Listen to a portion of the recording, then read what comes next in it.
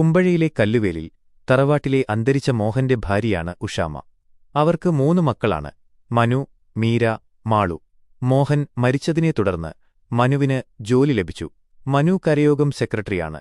കരയോഗം president ഇന്ദ്രസേനക്കുറുപ്പിന്റെ മകൾ ശലഭയുമായി മനു പ്രണയത്തിലാണ്. ഒരു രാത്രി വീട്ടിൽ വന്ന മനുവിനെയും ശലഭയെയും ശലഭയുടെ അച്ഛൻ കണ്ടതോടെ അപമാനം ഭയന്ന് ഉടൻ തന്നെ മനുവുമായി മകളുടെ വിവാഹമുറപ്പിക്കാൻ ഇന്ദ്രസേനക്കുറുപ്പ് തീരുമാനിക്കുന്നു. അതിന്റെ സന്തോഷത്തിൽ നിൽക്കുമ്പോഴാണ് മനുവിന്റെ കൂട്ടുകാരനായ ജോസുമ്മൻ മീരയ്ക്ക് ഡിസ്നി ജെയിംസ് എന്ന യുവാവുമായി ബന്ധമുണ്ടെന്ന് മനുവിനോട് പറയുന്നത്. മനു അമ്മയോട് മീരയുടെ കാര്യം പറയുന്നു. അമ്മയ്ക്കത് കേട്ടപ്പോൾ ആകെ വല്ലാതെയായി. മീരയുടെ ഫോൺ രഹസ്യമായി പരിശോധിച്ചപ്പോൾ മനു ഞെട്ടിപ്പോകുന്നു. പിന്നീട് ശലഭ നടത്തിയ രഹസ്യാന്വേഷണത്തിൽ മീരയ്ക്ക് അൻവർ ഷെരീഫ് എന്ന വേറൊരു കാമുകനുണ്ടെന്നും കണ്ടെത്തുന്നു. അത് കാരണം മീരയ്ക്ക് ഉടൻ തന്നെ കല്യാണം കഴിപ്പിക്കാൻ തീരുമാനിക്കുന്നു. മനുവും അമ്മയും ചേർന്ന് ഒരു മാട്രിമോണിയൽ സൈറ്റ് വഴി ജീവൻരാജ് എന്ന യുവാവുമായി മീരയുടെ വിവാഹമുറപ്പിക്കുന്നു.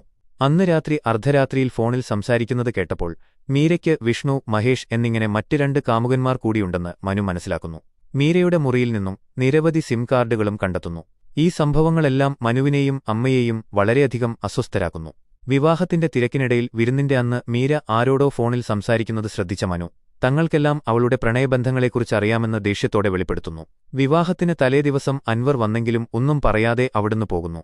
അൻവർ, ഡിസ്നി ജെയിംസ്, ശ്രീശങ്കർ എന്നിവരടക്കമുള്ള കാമുകന്മാർ വിവാഹച്ചടങ്ങിൽ പങ്കെടുക്കുന്നു. വിവാഹം ഒരു പ്രശ്നവുമില്ലാതെ നടന്നു. വിവാഹശേഷം ബസ് കണ്ടക്ടറായ ബിജുക്കുട്ടൻ 4 വർഷമായി മീരയുടെ മറ്റൊരു കാമുകനായിരുന്നുവെന്ന് ഒരാൾ മനുവിനോടും കൂട്ടുകാരോടും പറയുന്നു.